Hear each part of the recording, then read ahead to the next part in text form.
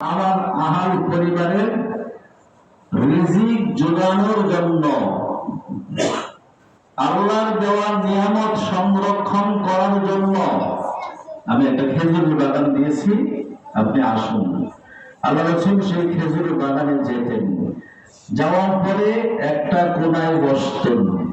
বসার পর রাসূলের কাছে যদি লম্বা সময় থাকতো, তাহলে সেই ঘরে খেজুরের বাগানে একেবারে আলহামদুলিল্লাহ রাব্বিল আলামিন এখান থেকে শুরু করে তারপরে ওয়াতারহামনা লানাকুনান্না মিনাল খাসিরিন সূরা বাকারার একেবারে শেষ আয়াতটা পর্যন্ত পড়তেন।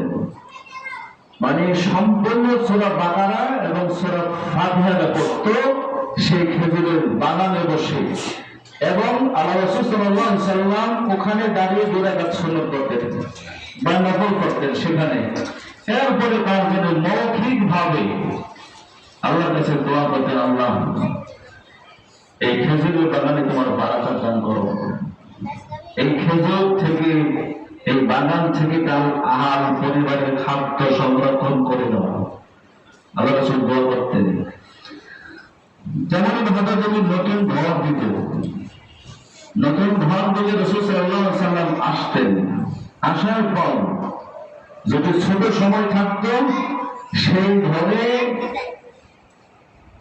সূরা ফাতিহা পড়ত আর সূরা বাকারার শেষ 2টা আয়াত পড়ত, আর তার জন্য সংক্ষিপ্ত আকারে দোয়া করতেন এবং 2 রাকাত নফল সালাত পড়তেন।